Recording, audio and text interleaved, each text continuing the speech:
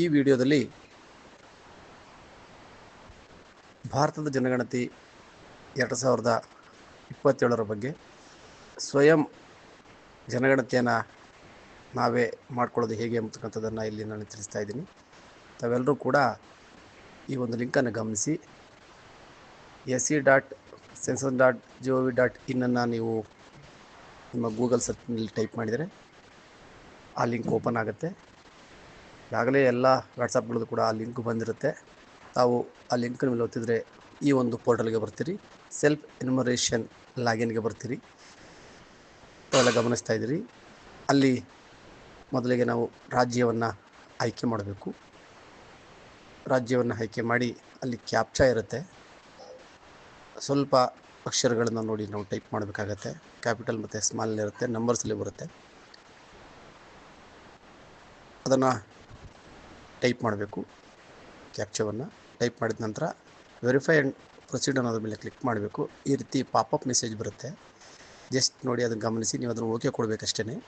ಆ ಓಕೆ ಕೊಟ್ಟ ಕೂಡಲೇ ನೆಕ್ಸ್ಟ್ ನಾವು ರಿಜಿಸ್ಟ್ರೇಷನ್ಗೆ ಬರ್ತೀವಿ.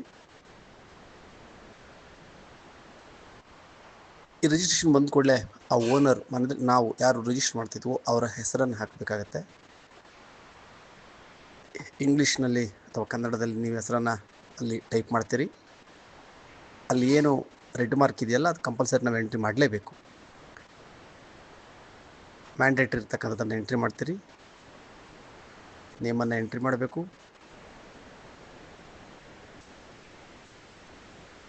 ಆಮೇಲೆ ಮೊಬೈಲ್ ನಂಬರನ್ನು ಎಂಟ್ರಿ ಮಾಡಬೇಕು. ಅದು OTP ಬರೋದರಿಂದ. ಹಾಗೆ ಇಮೇಲನ್ನು ಎಂಟ್ರಿ ಮಾಡಿ. ಅದು ಕಂಪಲ್ಸರಿ ಇಲ್ಲ, ಎಂಟ್ರಿ ಮಾಡಿದ್ರೆ ಅಲ್ಲಿಗೂ ಕೂಡ ಮೆಸೇಜ್ ಬರುತ್ತೆ.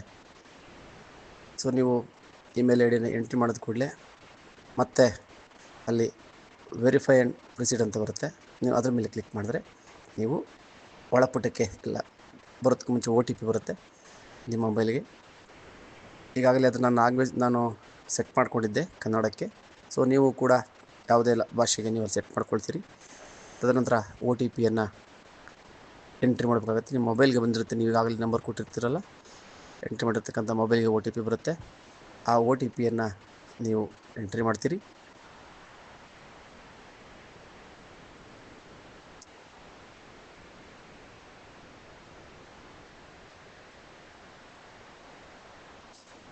ಅದು ಕೂಡ ಟೈಮಿಂಗ್ಸಲ್ಲಿ ಬರುತ್ತೆ. ಅಷ್ಟರೊಳಗಡೆ ನಾವು ಆ OTPಯನ್ನು ಅಲ್ಲಿ ಎಂಟ್ರಿ ಮಾಡಬೇಕು. ವೆರಿಫೈ OTP ಅಂತ ಇರುತ್ತೆ. ಅದರ ಮೇಲೆ ಕ್ಲಿಕ್ ಮಾಡಿದ ಕೂಡಲೇ ನೀವು ನಿಮ್ಮ ಒಳಪುಟಕ್ಕೆ ಬರ್ತೀರಿ. ನೀವೇನು ನೋಂದಾಯಿತ ಮನೆ ಅಂತಿದ್ದೀರಿ ಅಲ್ಲಿಗೆ ಈಗ ಎಂಟ್ರಿ ಆಗ್ತೀರಿ. ಅಲ್ಲಿ ಈಗಾಗಲೇ ನಾವು ಕರ್ನಾಟಕ ಅಂತ ಎಂಟ್ರಿ ಮಾಡೋದ್ರಿಂದಾಗಿ ಆ ರಾಜ್ಯದಲ್ಲಿ ಬರ್ತೀವಿ. ಮತ್ತು ಅಲ್ಲಿ ಜಿಲ್ಲೆ ಅನ್ನೋದ್ರ ಮೇಲೆ ಕ್ಲಿಕ್ ಮಾಡ್ತೀವಿ. ಜಿಲ್ಲೆಯನ್ನು ಕ್ಲಿಕ್ ಮಾಡಿದ ಕೂಡಲೇ ನೀವು ವಾಸಿಸ್ತಕ್ಕಂಥ ಸ್ಥಳದ ಒಂದು ಪಿನ್ ಕೋಡನ್ನು ನೀವು ಎಂಟ್ರಿ ಮಾಡಬೇಕು.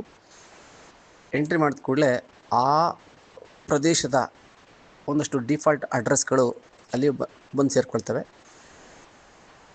ನೀವು ನಿಮ್ಮ ವಿಳಾಸವನ್ನು ಟೈಪ್ ಮಾಡಬಹುದು.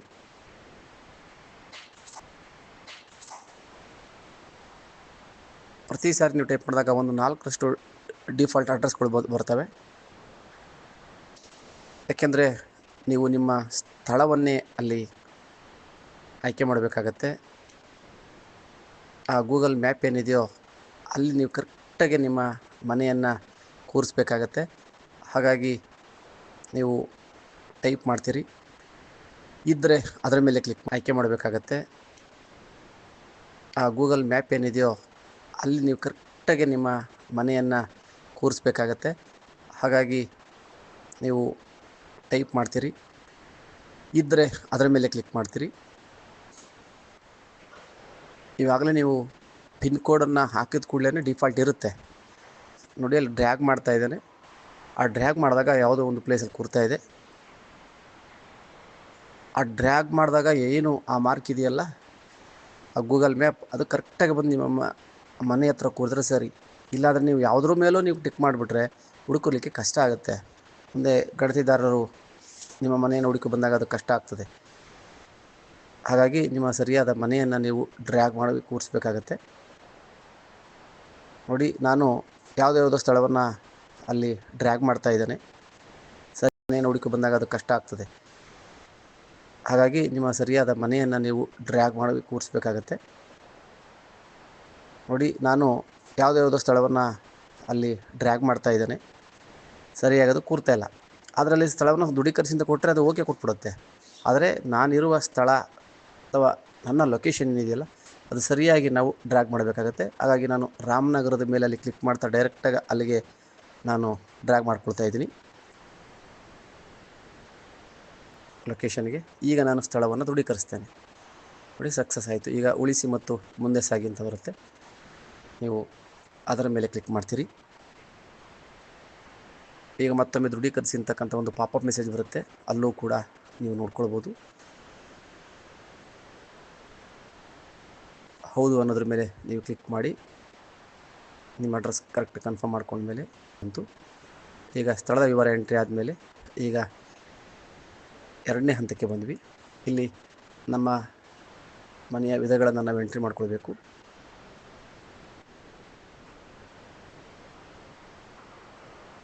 ಮನೆಯ ವಿಧ ಸಿಮೆಂಟನ್ನು ಹಾಕ್ತೀರಿ. ಮನೆಯ ಗೋಡೆಗೆ ಪ್ರಧಾನವಾಗಿ ಬಳಸಲಾಗಿರ್ತಕ್ಕಂಥ ನಿರ್ಮಾಣ ಸಾಮಗ್ರಿ ಯಾವುದಂತ ನೋಡ್ತೀರಿ. ಅಲ್ಲಿ ಎಷ್ಟೊಂದು ಆನ್ಸರ್ ಇದೆ, ಅದನ್ನು ನೋಡಿ ನಿಮ್ಗೆ ಸಂಬಂಧಪಟ್ಟದನ್ನು ಆಯ್ಕೆ ಮಾಡ್ತೀರಿ. ನೋಡಿ, ನಾನು ನನ್ನ ಮನೆಯದನ್ನು ನಾನು ಆಯ್ಕೆ ಮಾಡ್ತಾ ಇದ್ದೀನಿ.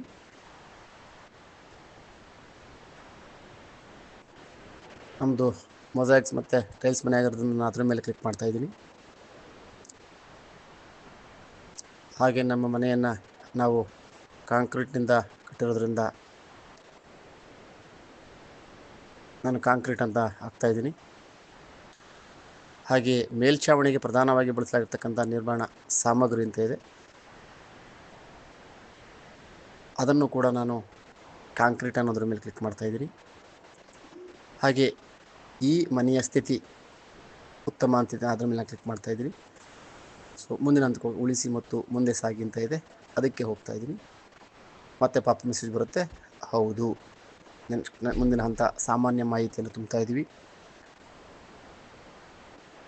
ಈ ಮನೆಯಲ್ಲಿರ್ತಕ್ಕಂಥ ನಮ್ಮ ಮನೆಯಲ್ಲಿರ್ತಕ್ಕಂಥ ಜನಗಳ ಸಂಖ್ಯೆಯನ್ನು ನಾವು ಎಂಟ್ರಿ ಮಾಡ್ತಾಯಿದ್ದೀನಿ. ವ್ಯಕ್ತಿಗಳು 4. ಹಾಗೆ ನನ್ನ ಹೆಸರು ಆಲ್ರೆಡಿ ಡಿಫಾಲ್ಟಲ್ಲಿದೆ. ನಾನೀಗಾಗಲೇ ಭಾಷೆಯನ್ನು ನಾನು ಆಯ್ಕೆ ಮಾಡಿದ್ದೀನಿ, ಕನ್ನಡ ಅಂಥೇಳಿ. ಸೊ ನನ್ನ ಹೆಸರನ್ನು ಕನ್ನಡದಲ್ಲಿ ಎಂಟ್ರಿ ಮಾಡ್ತಾಯಿದ್ದೀನಿ. ಕುಟುಂಬದ ಮುಖ್ಯಸ್ಥರ ಲಿಂಗ ಅಂತಿದೆ.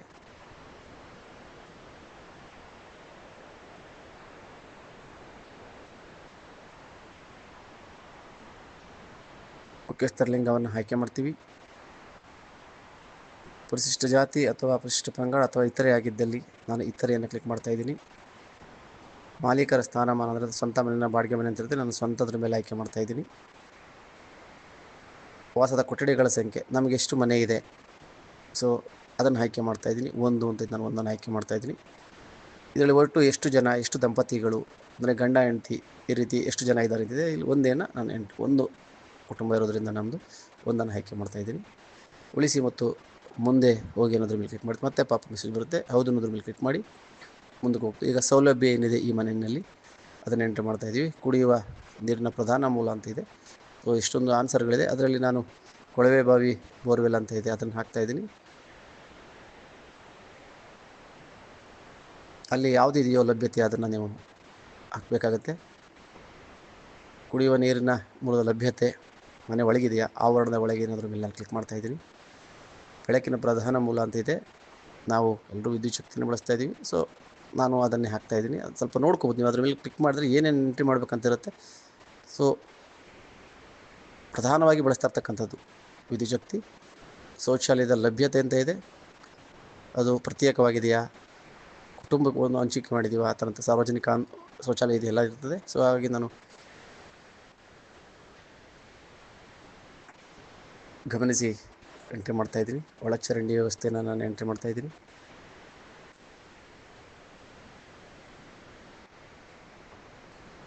ಶೌಚಾಲಯದ ವಿಧವನ್ನು ಎಂಟ್ರಿ ಮಾಡ್ತಾಯಿದ್ದೀನಿ. ಸ್ವಚ್ಛ ವಿಧೇಯಕ ಬಂದರೆ ನಾವು ಒಳಚರಂಡಿ ವ್ಯವಸ್ಥೆ ಅಂತ ಇರ್ತದೆ, ಅದಕ್ಕೆ ಪೈಪ್ಲೈನ್ ಇರೋದ್ರಿಂದ ಅದಕ್ಕೆ ಎಂಟ್ರಿ ಮಾಡ್ತಾಯಿದ್ದೀವಿ. ತ್ಯಾಜ್ಯ ನೀರನ್ನು ಹೊರ ಹಾಕಲಿಕ್ಕೆ ಅಂದರೆ ಮನೆಯಲ್ಲಿ ಬಳಸ್ತಕ್ಕಂಥ ನೀರನ್ನು ಹೊರ ಹಾಕಲಿಕ್ಕೆ ಎಲ್ಲಿಗೂ ಬಿಡ್ತಾಯಿದ್ದೀರಿ ಅಂತ ಇದೆ, ನಾನು ಅದನ್ನು ಒಳಚರಂಡಿಗೆ ಹಾಕ್ತಾಯಿದ್ದೀವಿ. ತೆರೆದ ಚರಂಡಿ ನಮ್ಮಲ್ಲಿರ್ತಕ್ಕಂಥದ್ದು. ಸೊ ಅದಕ್ಕೆ ಹಾಕ್ತಾಯಿದ್ದೀವಿ. ಆವರಣದ ಒಳಗೆ ಸ್ನಾನಗೃಹ ಲಭ್ಯತೆ ಇದೆಯಾ ಮನೆಯಲ್ಲಿ? ಓಕೆ, ಸ್ನಾನಗೃಹ ಇದೆ. ಅದ್ರ ಮೇಲೆ ಕ್ಲಿಕ್ ಮಾಡ್ತಾಯಿದ್ದೀನಿ. ಪ್ರತಿಯೊಂದನ್ನು ನೋಡಬೇಕು. ನೀವು ಎಂಟ್ರಿ ಮಾಡೋದಕ್ಕೆ ಮುಂಚೆ ಗಮನಿಸಿ ಎಂಟ್ರಿ ಮಾಡಿ. ಎಲ್ಲ ಈಸಿಯಾಗಿದೆ. ನಿಧಾನಕ್ಕೆ ಎಂಟ್ರಿಯನ್ನು ಮಾಡಿ. ಅಡುಗೆ ಮನೆಯಲ್ಲಿ ನಾವು LPG PNG ಬಳಸ್ತಾ ಇದ್ರಂತಿದೆ. ನಾವು LPGನ ಬಳಸ್ತಾ ಇದ್ದೀವಿ. ಅದಕ್ಕೆ ಬಳಸ್ತಕ್ಕಂಥ ಪ್ರಮುಖ ಇಂಧನ ಯಾವುದು? ನಾವು LPG ಮತ್ತು PNG ಅಂತ ಇದೆ. PNG ಅಂದರೆ ಈಗ ಲೈನ್ ಮನೆಗೆ ಲೈನ್ ಎಳಿತಾ ಇದ್ದಾರೆ, ಗ್ಯಾಸ್ ಲೈನು. ಅದರಿಂದ ಏನಾದ್ರು ಹಾಕೊಂಡ್ರೆ ಸೊ ಅದು ಆಯಿತು. ಉಳಿಸಿ ಮತ್ತು ಮುಂದೆ ಸಾಗಿ ಅನ್ನೋದ್ರ ಮೇಲೆ ನಾನು ಎಂಟ್ರಿ ಮಾಡ್ತಾಯಿದ್ದೀನಿ. ಸರ್ ಗಮನಿಸಿ, ಇವೆಲ್ಲವನ್ನು ಎಂಟ್ರಿ ಮಾಡಿದ್ದೀರಾ ಅಂತ ಹೇಳಿ ಒಮ್ಮೆ ನೋಡಿ. ಉಳಿಸಿ ಮತ್ತು ಮುಂದೆ ಹೋಗಿ ಅನ್ನೋದ್ರ ಮೇಲೆ ಕ್ಲಿಕ್ ಮಾಡ್ತಾಯಿದ್ದೀವಿ.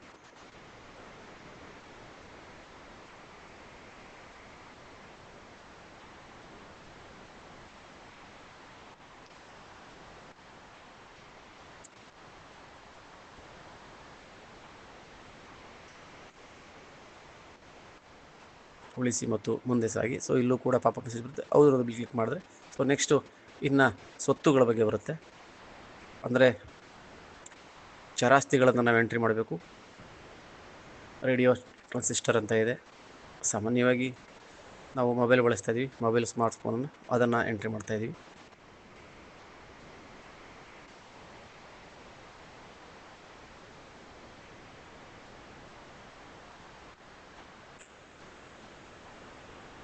ಟೆಲಿವಿಷನ್ ಅಂತ ಇದೆ.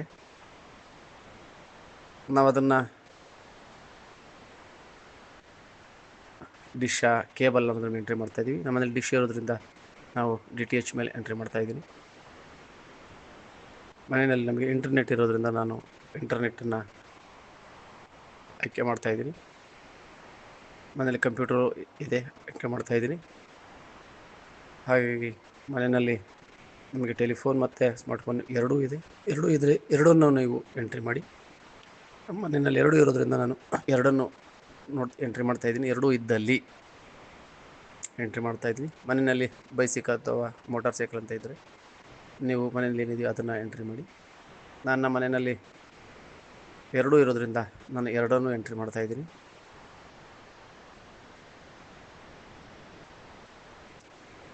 ಕಾರು, ಜೀಪು, ವ್ಯಾನ್ ಅಂತ ಇದೆ. ಕಾರಿದೆ, ಹೌದು ಅಂತ ಎಂಟ್ರಿ ಮಾಡ್ತಾಯಿದ್ದೀನಿ. ನಮ್ಮ ಮನೆಯಲ್ಲಿ ಬಳಸ್ತಕ್ಕಂಥ ಧಾನ್ಯಗಳು ನೀವು ಗಮನಿಸ್ತಾ ಇದ್ದೀರಿ. ಇಲ್ಲಿ ರಾಗಿ ಅನ್ನೋದು ಇಲ್ಲ. ಅಕ್ಕಿ, ಗೋಧಿ, ಜೋಳ, ಸಜ್ಜೆ ಅಂತ ಇದೆ, ಮೆಕ್ಕೆಜೋಳ ಅಂತ ಇದೆ, ಇನ್ನಿತರೆ ಅಂತ ಇದೆ. ಅಲ್ಲಿ ಜಸ್ಟ್ ನೀವು ಅಲ್ಲಿ ಚೆಕ್ ಮಾಡಿಕೊಂಡ್ರೆ ಒಂದಕ್ಕಿಂತ ಹೆಚ್ಚು ನಾವು ಧಾನ್ಯಗಳನ್ನು ಬಳಸ್ತೇವೆ. ಸಾಮಾನ್ಯ ರಾಗಿನೇ ಆಗಿರೋದ್ರಿಂದ ಸೊ ರಾಗಿ, ಅಕ್ಕಿ ನಮ್ಮ ಕಡೆ ಪ್ರಧಾನ ಆಹಾರವಾಗಿರುತ್ತೆ. ಸೊ ಹಾಗಾಗಿ ನಾನು ಇನ್ನಿತರ ಏನಾದರೂ ಮೇಲೆ ಕ್ಲಿಕ್ ಮಾಡ್ತಾಯಿದ್ದೀನಿ. ಅದು ಮುಂದೆ ನೀವು ಎಂಟ್ರಿ ಮಾಡಬೇಕಾಗತ್ತೆ ಮುಂದೆ ಸರ್ವೆ ಮಾಡೋಕ್ಕೆ ಬಂದ ಸಂದರ್ಭದಲ್ಲಿ. ಹಾಗಾಗಿ ಈಗಾಗಲೇ ಫೋನ್ ನಂಬರಲ್ಲಿ ಎಂಟ್ರಿ ಆಗಿದೆ. ನೀವೆಲ್ಲನೂ ಎಂಟ್ರಿ ಮಾಡಿದ್ದೀರಾ ಒಂದ್ಸರಿ ಗಮನಿಸ್ಕೊಳ್ಳಿ.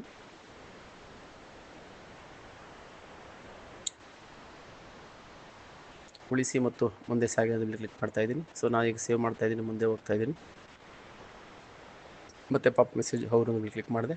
ಸೊ ಈಗ ನಾನೆಲ್ಲ ಎಂಟ್ರಿ ಮಾಡಿದೆ. ನಾನು ಎಂಟ್ರಿ ಮಾಡಿರ್ತಕ್ಕಂಥದ್ದು ಎಲ್ಲವೂ ಕೂಡ ಈಗ ಒಂದು ಕಡೆ ಸೇವ್ ಆಯಿತು. ಒಂದು ಸರಿ ನೋಡ್ತಾ ಇದ್ದೀನಿ ಎಲ್ಲವನ್ನು ಕೂಡ ನಾನೇನು ಎಂಟ್ರಿ ಮಾಡಿದ್ದೀನೋ ಎಲ್ಲವೂ ಕೂಡ ಶಾರ್ಟಾಗಿ ಬರ್ತಾಯಿದೆ. ನಾನು ಜಸ್ಟ್ ಅದನ್ನು ಗಮನಿಸ್ತಾ ಇದ್ದೀನಿ. ನಾನೀಗ ಸೆಲ್ಫ್ ಇನ್ಫಾರ್ಮೇಷನ್ ಏನು ಮಾಡ್ತಿದ್ದೀನಿ ಅದರ ಮಾಹಿತಿಯನ್ನು ಇಲ್ಲಿ ಜಸ್ಟ್ ಚೆಕ್ ಮಾಡ್ಕೊಳ್ತಾ ಇದ್ದೀನಿ. ನಮಗೇನಾದರೂ ಈಗ ಬೇಡ ಸೇವ್ ಮಾಡೋದು ನೆಕ್ಸ್ಟು ಅನ್ನೋದಾದ್ರೆ ಅದನ್ನು ನೀವು ಡ್ರಾಫ್ಟಲ್ಲಿ ಅದನ್ನು ನೀವು ಇಟ್ಕೊಳ್ಬೋದು. ಇದು ಸ್ವಲ್ಪ ದಿನ ಅಷ್ಟೇ ಇರುತ್ತೆ, ಆನಂತರ ನೀವು ಸೇವ್ ಮಾಡಲೇಬೇಕಾಗತ್ತೆ.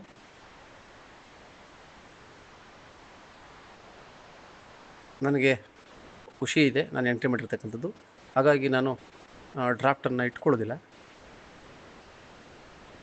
ನಾನು ಸರಿಯಾಗಿ ಎಂಟ್ರಿ ಮಾಡಿದೆ ಅಂತ ನನಗೆ ಅನ್ನಿಸ್ತಾ ಇದೆ. ಹಾಗಾಗಿ ನೋಡಿ, ಪ್ರತಿಯೊಂದು ಕೂಡ ನೀವೇನು ಎಲ್ಲ ಕ್ವಶನ್ಗೆ ಏನು ಆನ್ಸರ್ ಮಾಡಿದ್ರಲ್ಲ ಎಲ್ಲವೂ ಜಸ್ಟ್ ರಿಜಿಸ್ಟ್ರೇಷನ್ ಏನಿದೆಯೋ ಎಲ್ಲವೂ ಕರೆಕ್ಟಾಗಿದೆ. ಗಮನಿಸ್ಕೊಳ್ಳಿ. ಒಂದೊಂದೇ ನೋಡ್ತಾ ಬನ್ನಿ. ಮನೆ ವಿವರ ಎಂಟ್ರಿ ಮಾಡಿದ್ದೀವಿ, ಮುಖ್ಯಸ್ಥರ ವಿವರವನ್ನು ನಾವು ಎಂಟ್ರಿ ಮಾಡಿದ್ದೀವಿ, ಕುಟುಂಬಕ್ಕೆ ಲಭ್ಯವಿರ್ತಕ್ಕಂಥ ಸೌಲಭ್ಯಗಳನ್ನ ಎಂಟ್ರಿ ಮಾಡಿದ್ದೀವಿ, ಹಾಗೆ ಸ್ವತ್ತುಗಳ ಬಗ್ಗೆ ಎಂಟ್ರಿ ಮಾಡಿದ್ದೀವಿ, ಇದು ಸ್ಥಿರಾಸ್ತಿಗಳು ಚರಾಸ್ತಿಗಳು. ಅದಾದಮೇಲೆ ನಾವು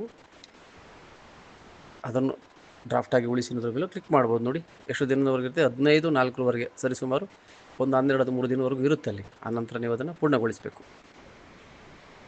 ತಿದ್ದುಪಡಿ ಮಾಡ್ಬೋದು ಅಥವಾ ಪೂರ್ಣಗೊಳಿಸ್ಬೋದು. ಅಂದರೆ ಡ್ರಾಫ್ಟಲ್ಲಿದ್ದರೆ ನೀವು ಯಾವಾಗಾದರೂ ಬೇಕಾದ್ರೂ ತಿದ್ದುಪಡಿ ಮಾಡ್ಬೋದು.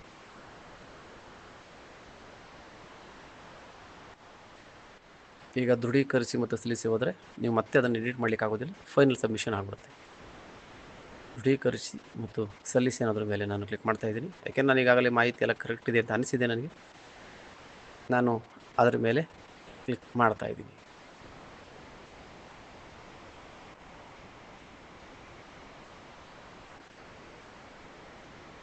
ಹೌದು ಅನ್ನೋದ್ರ ಮೇಲೆ ಕ್ಲಿಕ್ ಮಾಡ್ತಾ ಇದ್ದೀನಿ. ಯಾಕೆಂದರೆ ಒಂದು ಸಾರಿ ನೀವು ಸಬ್ಮಿಟ್ ಮಾಡಿದ್ರೆ ಮತ್ತೆ ಇದನ್ನು ಸರಿ ರಿಪೀಟ್ ಮಾಡೋಕ್ಕಾಗೋದಿಲ್ಲ, ಎಡಿಟ್ ಮಾಡಲಿಕ್ಕೆ ಅವಕಾಶ ಇರೋದಿಲ್ಲ, ಬದಲಾವಣೆ ಮಾಡಲಿಕ್ಕೆ ಸಾಧ್ಯವೇ ಇಲ್ಲ. ಹಾಗಾಗಿ ಮುಂದುವರಲಿಕ್ಕೆ ನೀವು ಖಚಿತ ಅನಿಸಿದರೆ ಬಯಸುವಿರ ಅಂತ ಇದೆ. ಹೌದು ಅನ್ನೋದ್ರ ಮೇಲೆ ಕ್ಲಿಕ್ ಮಾಡ್ತಾ ಇದ್ದೀನಿ.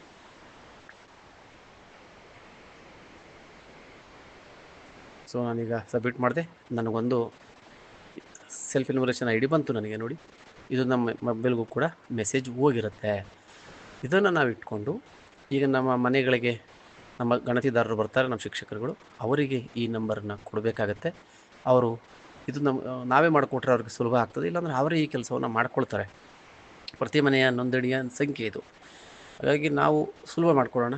ನಾವು ಎಲ್ಲ ಕೆಲಸದಲ್ಲೂ ಕೂಡ ದೇಶ ಸೇವೆ ಮತ್ತು ಇಂಥ ಕೆಲಸ ಮಾಡ್ತಕ್ಕಂಥ ಯಾವುದೇ ಗಣಿತದಾರರಿಗೆ ನಾವು ಸಹಾಯವನ್ನು ಮಾಡಲಿಕ್ಕೆ ಈ ಒಂದು ಕೆಲಸ ಸುಲಭ ಆಗುತ್ತೆ. ಅವರು ನೋಂದಣಿ ಮಾಡ್ಕೊಳ್ತಾರೆ, ಮುಂದೆ ಬಂದು ಅವರು ಸರ್ವೆ ಮಾಡಲಿಕ್ಕೆ ಈಸಿ ಆಗ್ತದೆ. ಸೊ ಬಂದು ಈ ಒಂದು ಕೆಲಸವನ್ನು ನಾವೆಲ್ಲರೂ ಕೂಡ ಮಾಡೋಣ. ಪ್ರತಿಯೊಬ್ಬರು ನೋಂದಾಯಿಸ್ಕೊಳ್ಳೋಣ. ಮೊದಲಾಗಿ ಅಕ್ಕಪಕ್ಕದ ಮನೆಯವರನ್ನು ನೋಂದಾಯಿಸೋಣ. ಸೊ ಹಾಗಾಗಿ ಈ ಮಾಹಿತಿ ತಮಗೆ ಇಷ್ಟ ಆಗಿರುತ್ತೆ ಅಂತ ತಿಳ್ಕೊಳ್ತೀನಿ. ಎಲ್ರಿಗೂ ಶುಭ ಆಗಲಿ. ಧನ್ಯವಾದಗಳು.